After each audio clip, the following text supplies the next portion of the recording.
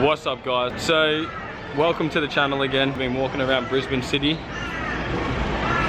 We've been buying some new clothes. Everyone knows that I'm going away to Edmonton Feast and then to X Games, Minneapolis. So after we're done eating food, I'm going to show you all the stuff that I bought. And as you can tell with these shoes, bangers.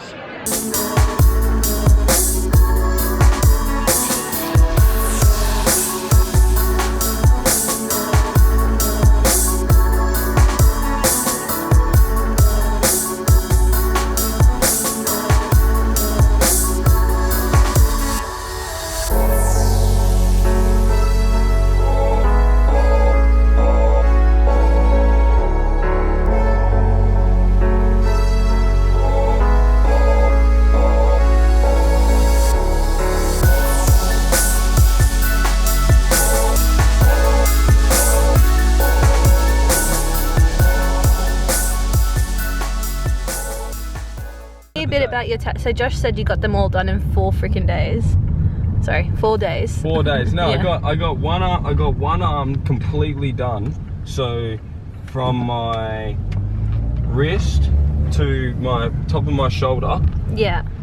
done in 2 full days. So I think his name is Brian Lee, and he did it. He is a savage. He's from North Carolina. So when I used to live in America, you know, the whole thing was like to find the best tattoos we could and things like that. Like you would watch LA Ink and stuff on TV in Australia. I love that show. I want to go and get tattooed by someone like that. But then craziest thing happened, it was like he lived in the town where Dave Mirra lived, and he would tattoo all the BMX riders. So it just became like second nature. And then when we heard about Brian Lee, no one really knew kind of who he was. You look him up and he was super famous, like literally against, you know, Kat Von D and stuff, like real out. So I had to leave, I think, the next day.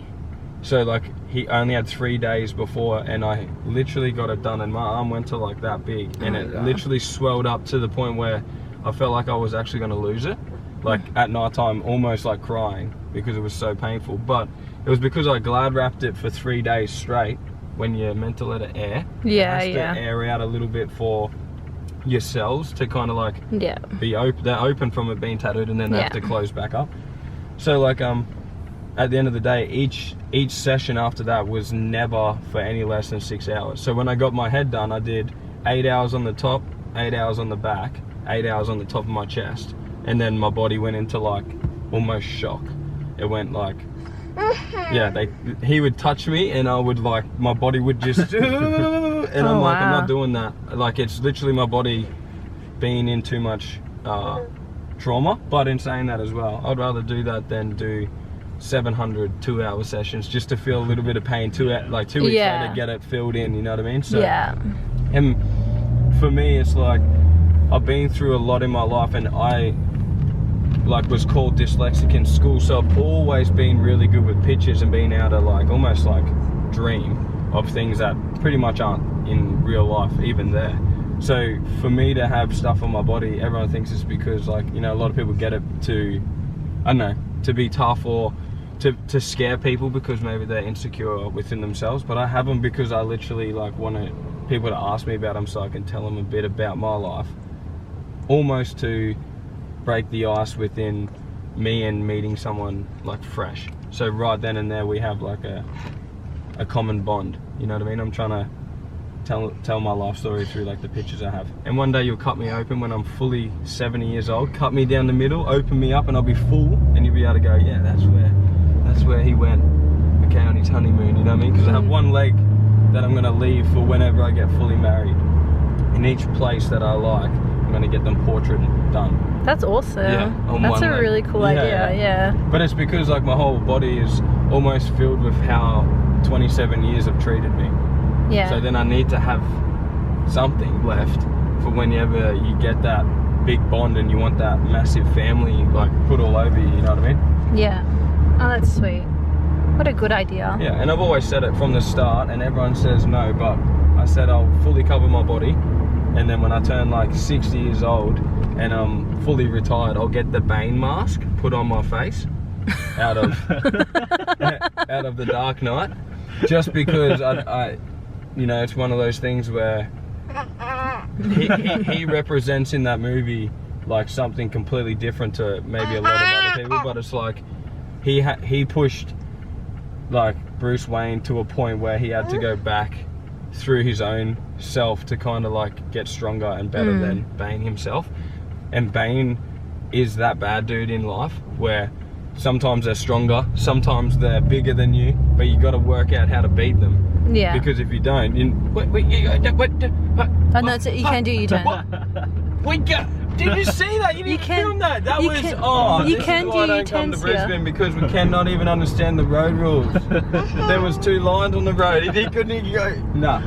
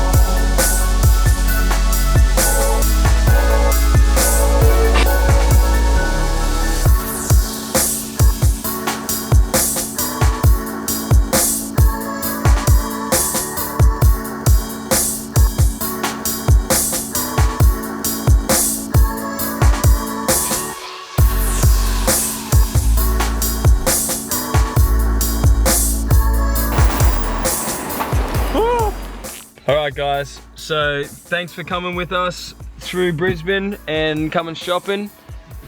Hope to see you all on the social media in the next few days as I'm traveling my way to Canada and then on to X Games.